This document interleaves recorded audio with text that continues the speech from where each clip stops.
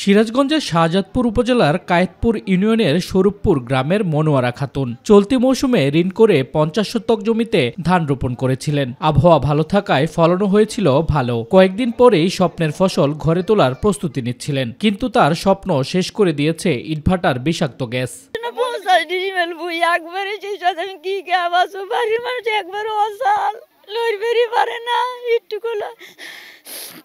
আবার বললি বাবা এই বাটা লাকি হয়েছে আর আমার ধান পুড়িয়ে গেছে, দুদিন ওষুধ দিয়ে গেছি আর গাছে দেখি খেতেই তো আর হয়েছে।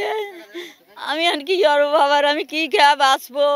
শুধু মনোয়ারা খাতুন নয়, ইটভাটার বিষাক্ত গ্যাসে পুড়ে গেছে তার মতো 97 জন কৃষকের সোনালী ফসল। কয়েকদিন পরেই যে ফসল ঘরে তোলা হতো তা এখন মাঠেই পড়ে রয়েছে। স্বপ্নের ফসল পুড়ে যাওয়ায় চরম দুশ্চিন্তায় কৃষকেরা। এখন যে কোনো ব্র্যান্ডের পুরাতন এসি বদলে নতুন ওয়ালটন এসিতে উপভোগ করুন 25% ছাড়।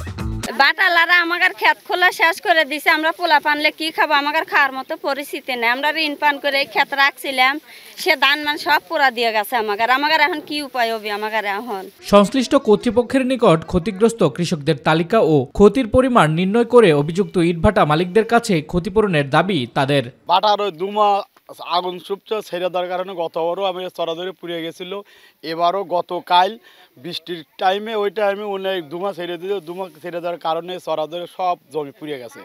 এই ধানটা পুড়িছে ওই ভাড়ার কারণে।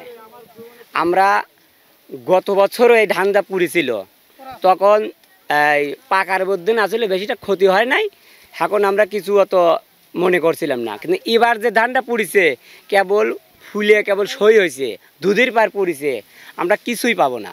অভিযোগের বিষয়টি জানতে ইটভাটায় গেলে শ্রমিক ম্যানেজার সহ মালিকপক্ষ পালিয়ে যাওয়ায় কারো বক্তব্য নেওয়া সম্ভব হয়নি। উপজেলা প্রশাসন বলছে তদন্ত করে ভাটা কর্তৃপক্ষের বিরুদ্ধে আইনগত ব্যবস্থা নেওয়া হবে। ইটভাটার দেওয়ার কারণে কিছু কৃষক ক্ষতিগ্রস্ত হয়েছে, এটা আমাদের দৃষ্টিগোচর হয়েছে।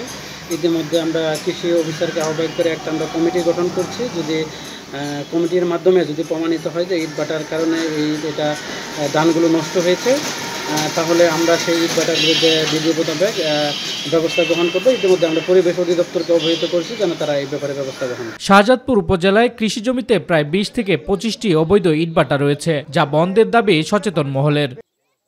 শামস তাবরিজ উচ্ছ্বাস, মাই টিভি নিউজ ডেস্ক।